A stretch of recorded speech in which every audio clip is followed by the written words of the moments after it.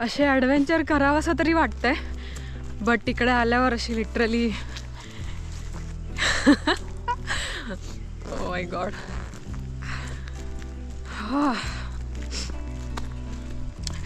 सकाळी सकाळी अशी सुरुवात झाली आहे.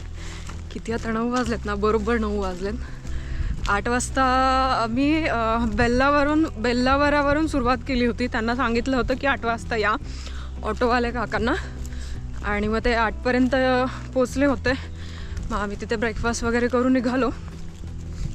आणि रोड पण इतका सिनिक होता ना, पूर्ण असं एकदम एकच रोड आहे छोटासाच, आणि त्याच्यातूनच असं पूर्ण फॉरेस्ट आहे दोन्ही साईडला. आणि कॉफीचे जे झाडं वगैरे आहेत, कॉफीचे बागं, ते सगळे होते.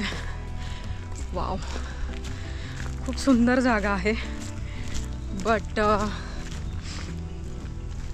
ठीक आहे, सोबत कोणीतरी पाहिजे असं वाटतंय. पण सेफ आहे, सगळं सेफ आहे, काही नाही प्रॉब्लेम. कधी कधी असं वाटतं की सेफ नसलं असतं तर मग हे लोक कशाला सोडले असते ना आतमध्ये. आणि ते दादा असणार आहेत तिथे दिवसभर, सो त्यांचा नंबर पण आहे आमच्याकडे. हो. आणि यस यार, तुम्हाला माझे व्हिडिओज आवडत असतील ना तर तुम्ही सबस्क्राईब करा माझ्या चॅनलला, आणि तुमच्या फॅमिली फ्रेंडसोबत शेअर करू शकता. असे जंगलातले ॲडव्हेंचर्स वगैरे ना, मला आवडतं जंगल. खरं तर एक अट्रॅक्शन आहे जंगल, डेझर्ट्स अँड ऑल. अँड असंच एक ॲडव्हेंचर आम्ही गोकर्णमध्ये केलेलं. गोकर्णमधल्या जंगलात लिटरली हरवलेलो आम्ही. तो एक व्हिडिओ आहे माझ्या चॅनलवर. आणि सिक्कीममधला एक वेगळंच ॲडव्हेंचर आहे.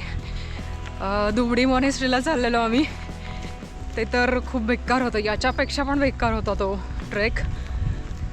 सो असे ऑफबीट एक्सपिरियन्सेस जे आहेत ना, ते खरंच सॅटिस्फाईंग आणि फुलफिलिंग असतात.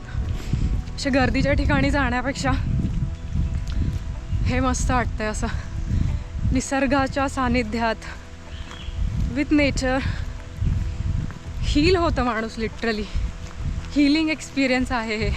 आता बाजूला ऐकू शकता, इथे वॉटरफॉलचा आवाज येतोय छोटासा, असं पाणी वाहत आहे कुठून तरी. Wow, this is so amazing, so amazing.